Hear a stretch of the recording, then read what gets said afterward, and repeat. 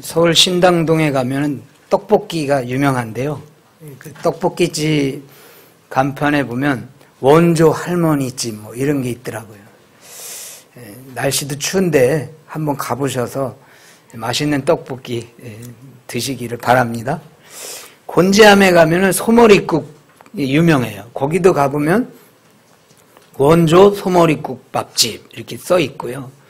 횡성의 안흥이라는 곳에 가면 안흥찐빵이 유명한데 거기도 보면 원조 안흥찐빵 이렇게 있어요. 이 원조라는 말은 이걸 내가 제일 최초로 했다 뭐 그런 의미잖아요. 최초의 것 또는 최초의 이야기. 근데 세계적으로 또 역사적으로 원조는 창세기에 다 거의 다 나옵니다. 생명의 시작, 또 구원의 시작, 교회의 시작, 가정의 시작 모든 원조가 창세기에 많이 나오죠. 그런데 출애굽기에도 원조가 나오는 게 있어요.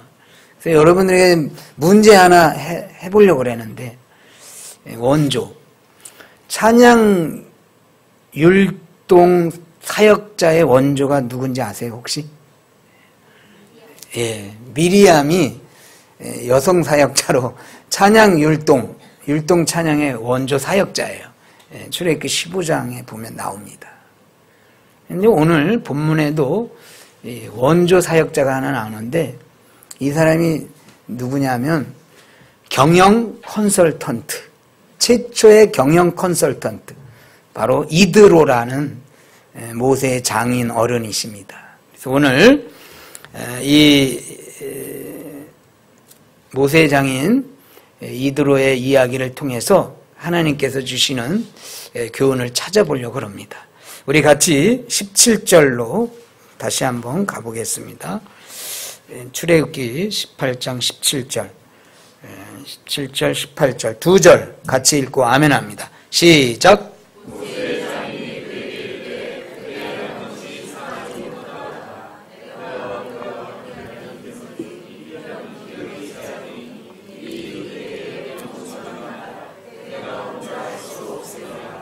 아멘.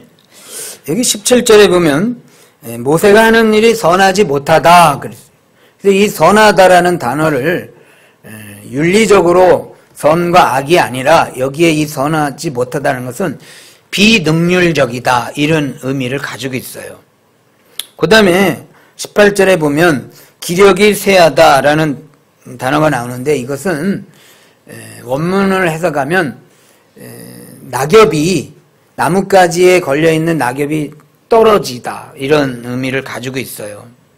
그래서 마치 그 잎사귀가 힘없이 떨어지는 것처럼 이 모세가 지금 힘없이 기력이 없이 이렇게 쇠잔한 그런 모습을 이제 보여주고 있다. 많이 지쳐있는 모습을 지금 기력이 쇠하다라는 단어로 지금 기록하고 있는 것입니다. 그런데 중요한 것은 18절을 다시 보겠습니다. 그대와 함께한 이 백성이 필연 기력이 쇠하리니 그랬어요. 모세만 힘든 게 아니라 이스라엘 백성도 똑같이 지금 힘들다 그런 의미를 가지고 있는 거예요. 여러분 교회 이 리더도 피곤하면 안 되겠지만 회중들 여러 성도들도 피곤하면 안 돼요. 그렇죠? 피차가 안에 저와 여러분들 피차가 안에 건강 잃지 않길 주의 이름으로 축복합니다. 그런데 지금 여기 이스라엘 백성들의 상황은 리더인 모세도 지쳤고 또 회중인 이스라엘 백성도 함께 지쳐 있는 거예요. 이럴 때는 컨설팅이 필요한 거예요. 이 뭐가 문제가 있다는 거예요. 그래서 이제 이드로가 이 문제를 보고 조언을 하는 거죠. 조언의 핵심은 뭐냐면 21절로 가보겠습니다. 그대는 또 온 백성 가운데 제덕이 겸전한 자 곧 하나님을 두려워하며 진실무망하며 불의한 일을 미워하는 자를 빼서 백성 위에 세워 천부장과 백부장과 50부장과 10부장을 삼아. 이드로의 조언은 뭐냐면 한마디로 조직을 세워라 그거예요. 지금 혼자서는 그 일을 감당할 수 없다. 그러니까 조직을 세워서 이 문제를 해결해야 된다. 혼자 막 끙끙대고 그 일 때문에 그냥 지치고 또 본인도 지치고 또 다른 사람들까지 지치게 하지 말고 뭔가 조직을 1000부장, 100부장 이렇게 50부장, 10부장 이렇게 좀 나눠서 조직을 세워서 그 일을 하면 될 것이다. 이렇게 이드로가 조언을 하고 있는 거예요. 여러분 이 조직은 교회에서 굉장히 필요합니다. 교회에도 조직이 세워져야 돼요. 당회, 재직회, 또 각 부서 또는 위원회, 또 부장도 있고 팀장도 있고 여러 가지 이렇게 조직들을 세우는 게 굉장히 필요합니다. 그래서 우리 동락교회가 이렇게 조직이 잘 세워져서 피차간에 힘들지 않고 건강한 교회로 부흥되길 주의 이름으로 다시 한번 소망합니다. 그런데 오늘 제가 집중해서 살필 것은 이 이드로 이 조언자 컨설턴트가 등장하는 이 과정을 좀 살펴보려고 그래요. 다시 한번 보도록 하겠습니다. 18장 13절 같이 읽고 아멘합니다. 시작. 이튿날에 모세가 백성을 재판하느라고 앉았고 백성은 아침부터 저녁까지 모세 곁에 섰는지라. 아멘. 여기 보면 아침부터 저녁까지 그랬어요. 아침부터 저녁까지 모세는 하루 종일 앉아 있는 거고 또 재판을 받으러 온 사람은 하루 종일 거기서 줄 서 있는 거예요. 이 모습이 상상이 돼요? 어떤 일을 우리가 동사무소 가든지 은행을 가든지 병원을 가든지 어딜 가면 그 일이 어느 정도 기다려도 1시간 정도는 기다릴 수 있잖아요. 근데 하루 종일 그것을 아침 새벽부터 나와가지고 기차표 끊으러 왔나? 이 일이 백성과 모세가 하루 종일 이렇게 시달리고 있는 이 모습이 있을 때 이드로가 등장을 하고 있는 거예요. 그런데 이와 유사한 내용이 바로 17장에 나와 있어요. 17장으로 가보겠습니다. 출애굽기 17장 12절 같이 읽고 또 아멘합니다. 시작. 모세의 팔이 피곤함에 그들이 돌을 가져다가 모세 아래에 놓아 그로 그 위에 앉게 하고 아론과 훌이 하나는 이편에서 하나는 저편에서 모세의 손을 붙들어 올렸더니 그 손이 해가 지도록 내려오지 아니한지라. 아멘. 여기도 보면 모세가 피곤했다 그랬어요. 모세 팔이 피곤할 때 그 다음에 그 모세의 피곤함을 도와주기 위해서 등장하고 있는 인물이 있어요. 누구예요? 그렇죠. 아론과 훌이 모세가 피곤할 때 등장하고 18장에서는 모세와 백성들이 피곤할 때 누가 등장했어요? 네? 장인어른 이드로가 등장을 하고 있어요. 또 한 가지만 살펴볼게요. 창세기로 이번에는 가보겠습니다. 창세기 14장 창세기 14장 14절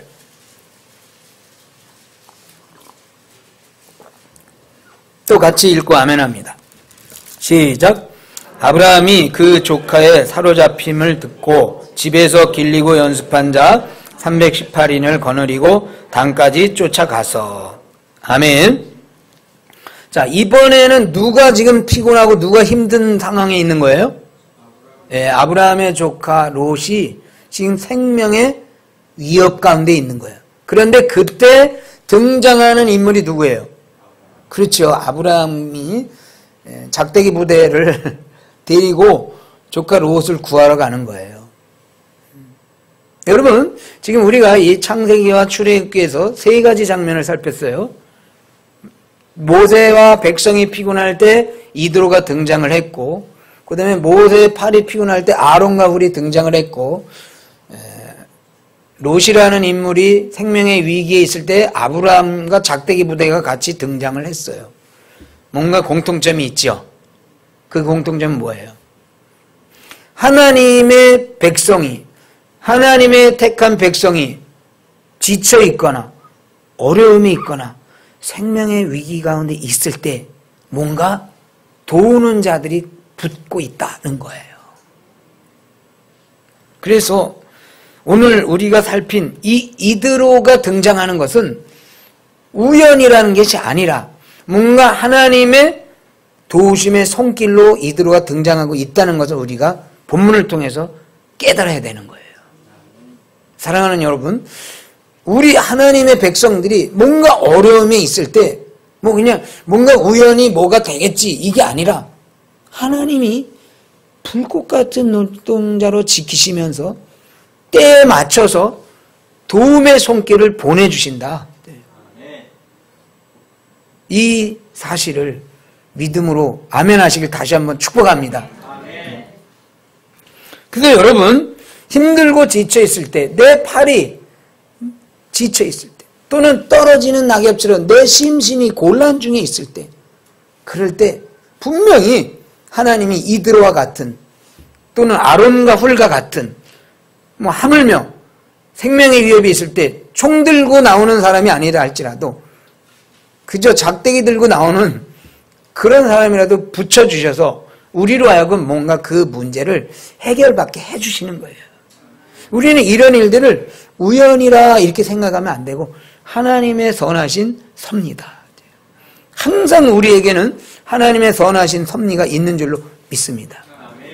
그런데 중요한 것은 아론과 훌이 등장할 때, 또 아브라함이 등장할 때와 오늘 18장에 이드로가 등장할 때는 이 양상이 좀 다르다는 거예요.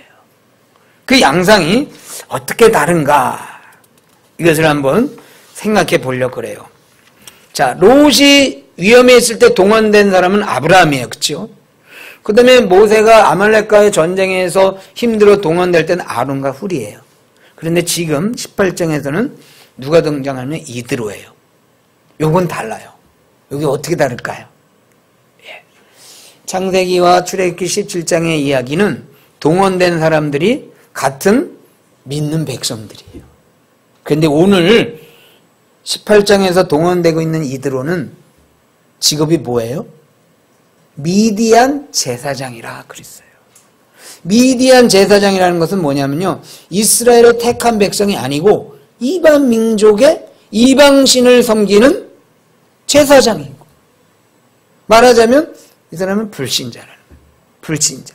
앞부분에 있어서는 신자들이 동원됐다면 지금 모세를 돕고 있는 사람은 불신자가 모세를 돕고 있다. 여러분, 하나님께서 우리에게 어떤 도움을 주실 때는 꼭 믿음의 손길을 통해서만 주시는 게 아니라 때로는 이렇게 불신자를 통해서도 도움을 주셔요. 그러니까 하나님이 우리에게 도움을 주는 그 통로는 매우 다양하고 우리가 예상치 못한 그런 통로를 통해서도 도움을 주셔요. 그래서 제가 이것을 하나를, 이런 도움을 제가 단어를 하나 만들어 봤어요. 그게 뭐냐면, 우리 따라하게 해보겠습니다. 생각지 못한 뜻밖의 은혜. 오늘 내가 기도했으니까 분명히 목사님이 또는 장로님이 또는 우리 교회가 또는 어떤 믿음의 손길을 통해서 나를 도와주시겠지. 생각지도 못한, 그런 생각도 예상치 못하는데 믿지 않는 불신자의 제사장이 와서 나를 도울 수 있는 거예요. 우리 동락교회 성도 여러분들에게 혹시 어려움이 있을 때 우리가 예상치도 못한, 아니 정말 상상치도 못한 그런 도움의 손길로, 그런 도움의 손길, 뜻밖의 은혜가 임하길 주의 이름으로 소망합니다. 그래서 우리가 배울 수 있는 교훈은 뭐냐면요, 하나님의 은혜의 손길은 바로 우리 불신자의 세계 속에서, 아니 아주 가까이 장인, 장모, 또는 뭐 친정 부모님, 또는 뭐 이모, 삼촌, 조카, 뭐 여러, 그냥 우리 흔히 말하는 등장 밑이 어둡잖아요. 생각지도 못했어. 나는 그냥 뭔가 일어날 것 같은 그런 것만 생각했는데 예상치도 못한 장인 어른이 와서 도와주는 거예요. 그래서 이게 아주 가까이 불신의 세계 가운데도 하나님의 은혜의 손길이 임할 수 있다는 기대를 하시기를 바랍니다. 그래서 저는 이 부분을 이드로의 등장을 저는 상식적 도움이다 이렇게 해석하고 싶어요. 이 이드로가 모세에게 조언한 것이 굉장히 깊은 뜻이 있는 내용인가요? 그렇지 않죠. 이 어떻게 보면 상식이에요. 그래서 하나님께서 우리에게 은혜를 공급하실 때는 이 상식적 차원의 은혜도 공급해 주신다. 아주 가까이. 그냥 뭐 이렇게 그냥 어린아이도 생각할 수 있는 이런 부분들로 우리를 도와주시는 거예요. 그래서 신자가 뭐 항상 영적인 깊이 또는 뭐 기적의 은혜, 뭔가 그냥 물이 갈라지고 홍해가 갈라지고 뭔가 이런 역사들도 있지만 때로는 그냥 상식적 차원의 일들로 우리의 문제가 해결될 수 있다 그거예요. 그래서 저는 오늘 여러분들과 제가 다시 한번 하나님의 은혜를 깨달을 게 뭐냐면 상식도 은혜다. 우리 따라해 보겠습니다. 상식도 하나님의 은혜다. 하나님은 무슨 깊은 영적인 뜻만 주시는 게 아니라 일반적인 상식을 통해서도 우리에게 은혜를 주셔요. 누가복음으로 가보겠습니다. 누가복음 16장 8절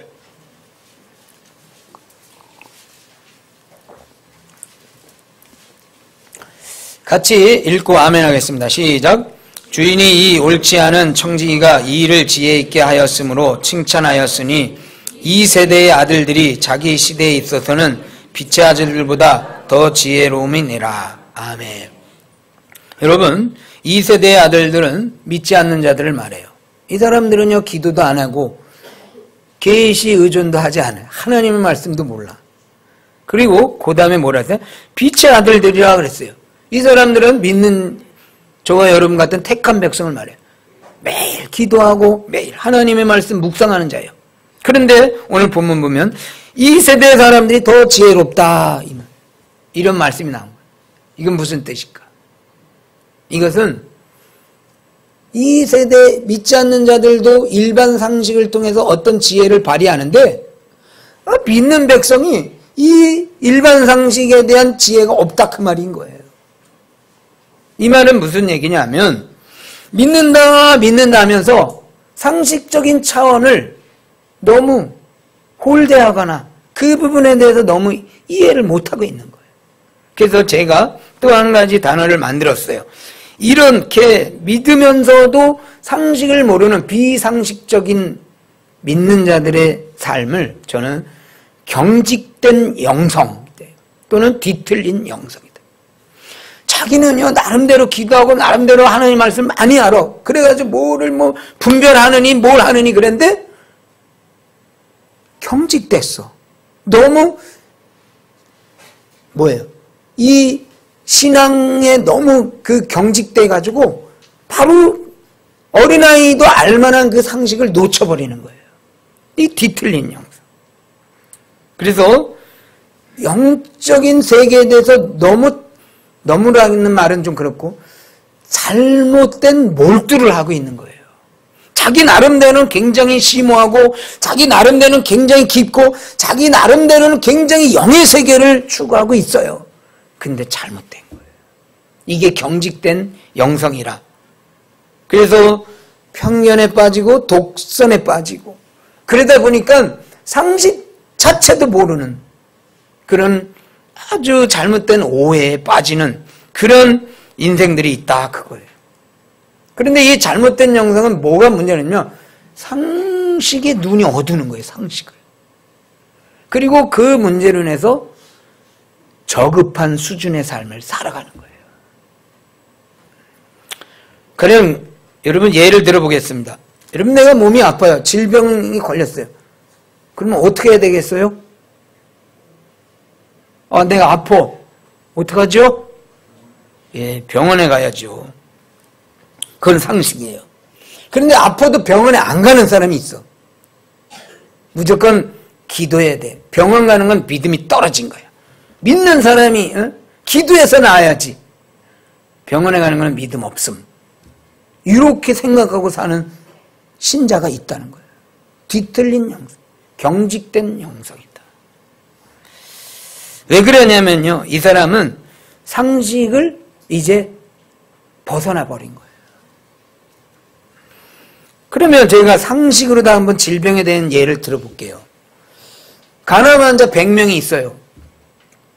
이 100명들이 어디선가 주워 듣기를 기도하면 간암은 난다 해가지고 어느 기도원으로다 100명이 몰려갔어요. 그래서 거기다 주여 내가 왜 간암에 걸립니까? 어쨌든 고쳐주실 줄로 믿습니다. 그래가지고 기도를 했어. 그래가지고 한 명이 나았어요. 거기서 몇 명 중?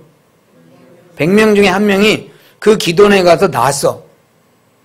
그런데 그것이 전국적으로다가 교계에 퍼져나간 거예요. 뭐라고? 어느 기도원에 갔는데 간암 환자가 기도해서 낫다. 그래가지고는 믿는 사람들이, 예수 믿는 사람들이, 야, 간암 걸렸는데 어떤 어느 교회 A 집사가 거기 가서 기도해서 낫다 그래서 그걸로 몰려드는 거예요. 그런데 또 다른 100명의 그룹이 있는데 이 사람들도 간암을 걸렸어요. 그런데 죄송합니다만 소문 듣기를 뭐 아주대 어디면 간 무슨 거기 박사님이 계시다고 그러는데 거기 가서 간 이식 수술하면 난다는 소문을 들었어요. 그래서 100명의 환자가 거길 갔어. 그런데 90명이 완치가 됐어요. 여러분, 두 이야기가 있어요. 물론 제가 이제 꾸며낸 이야기지만 여러분들 주변에 누군가가 간암을 걸렸을 때 여러분들은 그 사람을 어디로 인도할 거예요? 기도원은 가야 되겠죠? 이건 상식이잖아요. 그쵸? 어디로 가야 돼요? 병원은 병원인데 어디 병원? 짜고 친다. 제가 예를 드는 거니까. 하나님께서는요, 인간의 지혜와 이성과 상식과 그런 여러 가지들을 통해서 우리를 도와주셔요. 그런데 그렇게 도와준다 그랬는데도 도움을 안 받아. 영성이 뒤틀린 거예요. 다시 한번 민수기로 가보겠습니다. 구약성경 민수기 9장.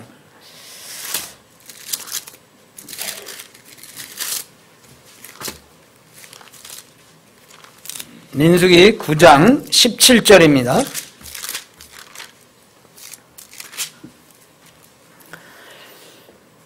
제가 읽겠습니다. 구름이 성막에서 떠오르는 때에는 이스라엘 자손이 곧 진행하였고 구름이 머무는 곳에 이스라엘 자손이 진을 쳤으니. 보세요. 구름 기둥과 불 기둥으로다가 하나님이 이스라엘 백성들을 인도하시잖아요. 믿습니까? 네. 기적이죠. 그래서 구름이 떠올라 그러면 고, 그래서 진행하는 거예요. 근데 구름이 머물러 그러면 스톱, 거기다 진을 치는 거예요. 그래서 이스라엘 백성들은 하나님의 구름 기둥과 불 기둥을 통해서 광야의 인생을 지금 가나안을 향해서 지금 걸어가고 있는 거예요. 그런데 10장으로 가보겠어요. 10장 29절. 모세가 그 장인 미디안 사람 르우엘의 아들 호밥에게 이르되 여호와께서 주마하신 곳으로 우리가 진행하나니 우리와 동행하자. 그리하면 선대하리라. 여호와께서 이스라엘에게 복을 내리리라 하였느니라. 호밥이 그에게 이르되 나는 가지 아니하고 내 고향 내 친족에게로 가리라. 모세가 가로되 청컨대 우리를 떠나지 마소서. 당신은 우리가 강야에서 어떻게 진칠 것을 아나니 우리의 눈이 대리이다. 아멘. 이 장면은 출애굽을 해서 어디까지 왔냐면 시내 강야까지 왔어요. 그다음에 시내 강야 다음에는 이제 바란 강야라는 곳을 가게 되는 거예요. 그런데 지금 민수기 10장은 바란 강야라는 곳을 이제 지나가는 그런 장면인데 여기서 이스라엘 백성들은 어떻게 진행한다고요? 구름 기둥과 불 기둥. 그런데 오늘 본문에서는 모세가 이 미디안 사람 루엘. 아까는 이드로라 그랬죠. 이름이 같은 거죠. 다 같은 사람을 의미하는데 그 아들 호밥이라는 사람인데 이 사람에게 야, 우리 지금 바람강을 가는데 지금 어디가 어느 길인지 모르는데 네가 이 길은 잘 알지 않냐? 그러면서 뭐라냐? 우리의 눈이 좀 대달라. 그건 뭐야? 우리의 가이드가 대달라 그거예요. 그 독일어 성경 번역을 보니까 이렇게 해석을 했어요. 이 이스라엘 백성들이 이 사람을 가이드로다가 썼다는 거예요. 말하자면. 여러분, 구름 기둥과 불 기둥이 있는데 뭐하러 그 사람을 쓰겠어요? 그런데 모세는 그 지형에 아주 그 지역에 대해서 잘 알고 있는, 말하자면 토박이와 같이 그 사람에게 부탁을 하는 거예요. 야, 우리 어디로 가야 되는지 아무것도 모르는데 너 잘 알지? 어디 가면 빠지고 어디 가면은 길이 있고, 마치 이런 부탁을 하고 있는 거예요. 여러분, 우리가 기도해야 되지만, 그래서 하나님의 구름 기둥과 불 기둥의 인도를 받아야 되지만, 기도했다고 다 구름 기둥과 불 기둥만 하는 게 아니라 그 분야에 있어서 전문가가 있으면 전문가의 도움을 우리가 필요로 하는 것은 상식인 거예요. 그런데 전문가가 당신 기도해서 나는 일로 갈 거야. 그런데 전문가 거기는 위험한 지역이에요. 거기는 뱀도 나오고 거기는 호랑이도 나오고 거기 가다 물려 죽습니다. 그러면 그러면 내가 다시 기도해 봐야 되겠네? 그래요? 거기? 그러면 전문가가 가지 말라면 가지 말아야 되는 거예요. 얼마 전에 해외 토픽 말하자면 저 인도인가 거기서 어떤 스님이 뭐 더 깊은 산에 들어가가지고 스님의 승려들이 하는 거 뭐예요?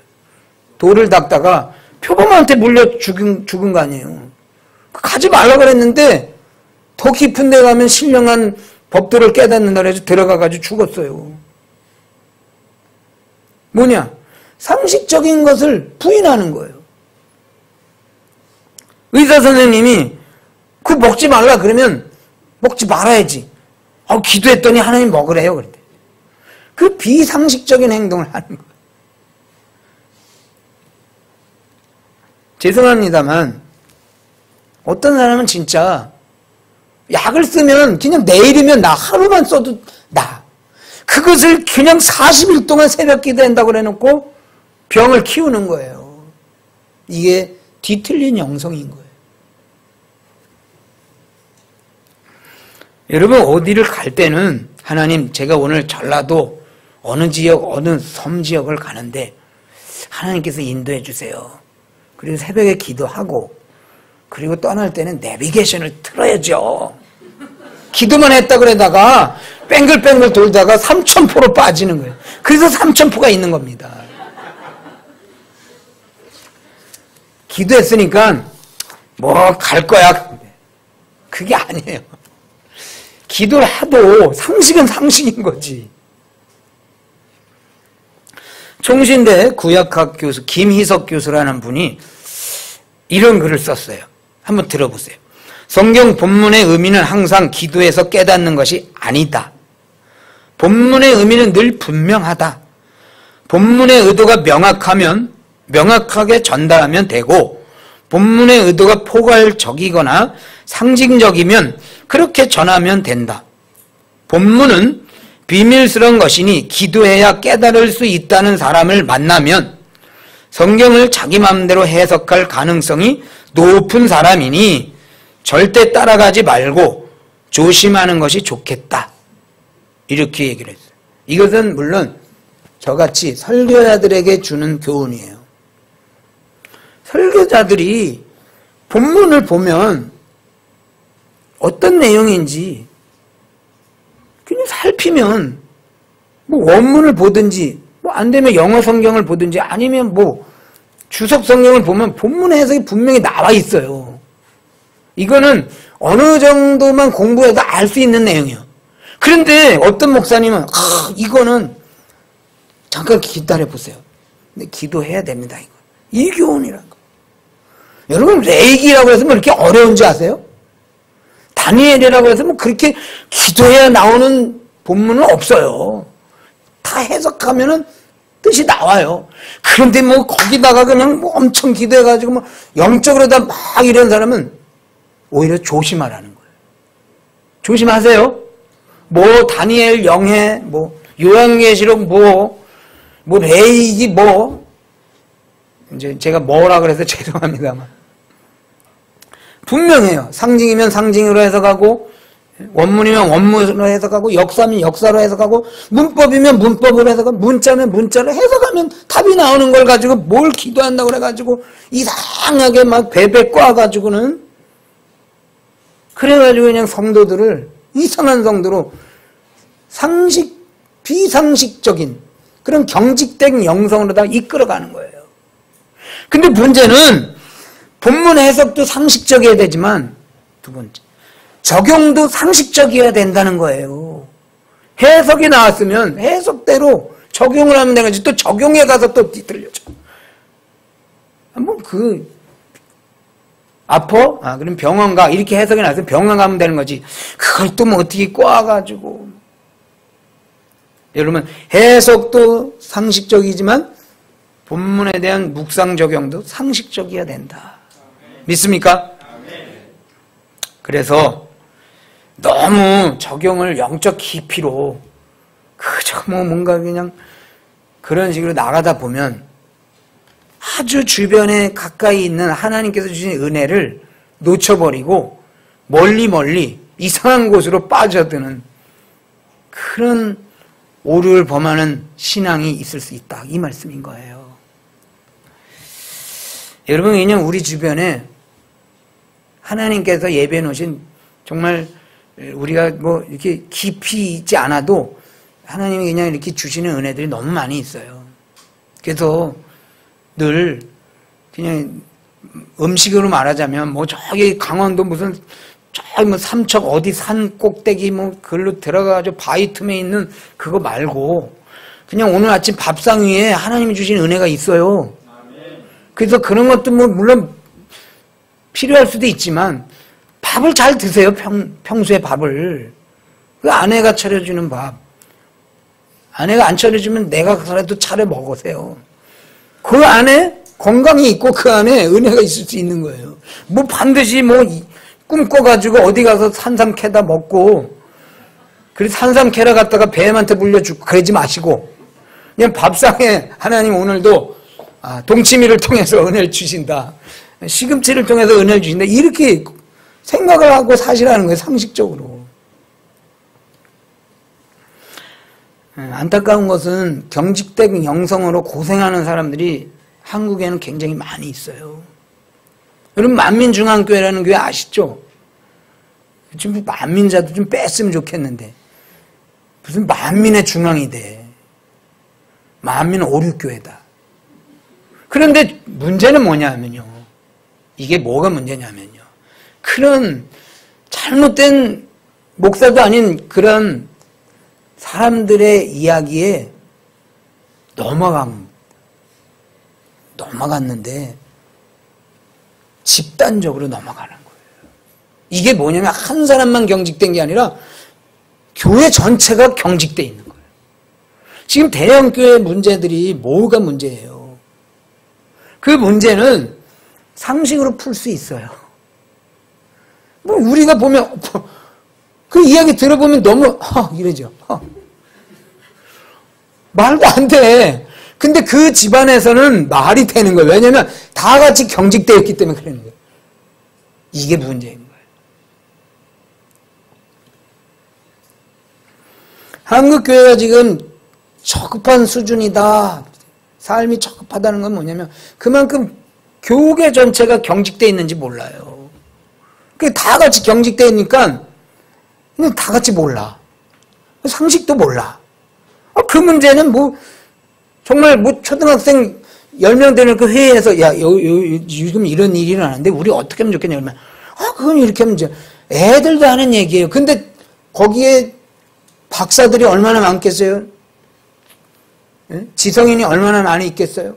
근데도 그 문제를 해결 못하는 걸 다 같이 뒤틀려 있는 영성 가운데 빠져 있는 거예요. 이게 문제입니다. 제가 늘 말씀드리죠. 상식에서 벗어나는 이야기가 나오면 이렇게 얘기하라고 그랬어요. 또 한 번 해보겠습니다. 따라하세요. 그건 아니지요. 노할 줄 아는 그리스도인이 돼야 되는 거예요. 물론 아멘도 잘해야 되지만 노도 하셔야지. 뭐라 그러면 신령하시네. 아무리 무슨 신령한 목사님 오셔가지고 여름 볼 때 비상식적인 행동을 요구하면 그건 아닌 것 같은데요. 요 말씀을 하셔라. 아시겠습니까? 네. 그래서 너무 경직된 데 빠져가지고 잘못된 길로 들어가지 않길 주의 이름으로 소망합니다. 결론을 맺겠습니다. 모세는 장인 어른의 도움을 받았어요. 여러분, 시댁이든 친정이든 장인이든 장모든 뭐 누구든 우리 주변에서 하나님이 우리의 도움의 손길을 주실 때가 있다 이 말인 거예요. 비록 그들이 믿지 않는다 할지라도 적대관계로 갖지 마시고 우리 장인을 아직 안 믿지만 날 도움의 손길, 우리 남편 안 믿지만 저 남편을 통해서 내가 위기에 있을 때 건져줄 내 남편이야. 뭐 믿지 않으니까 원수, 마귀 이런 식으로다가 구도를 잡지 마시고 하나님의 도움의 손길로 저 사람을 나에게 은혜의 도구로 사용할 수 있다. 이 모든 자들을 하나님의 도움의 손길로 보시길 바랍니다. 들에 풀이든 발에 걸리는 돌멩이라 할지라도 하늘의 별들이라 할지라도 하나님은 우리가 어려울 때 천하 만물을 통해서도 우리를 도우신다. 그 뜻밖의 우리가 생각지 못한 하나님의 은혜의 통로를 통해서 많은 은혜를 경험하는 저와 여러분들 주의 이름으로 소망합니다. 기도하겠습니다. 나뭇잎처럼 떨어질 때 우리의 신앙이 떨어지고 우리의 믿음이 떨어지고 우리의 육신과 여러 가지가 어려움이 있을 때 예상치 못한 은혜로 우리를 세워주시는 하나님 감사합니다. 우리 모두에게 이와 같은 은혜를 베풀어 주옵소서. 감사하며 예수님 이름으로 기도합니다. 아멘.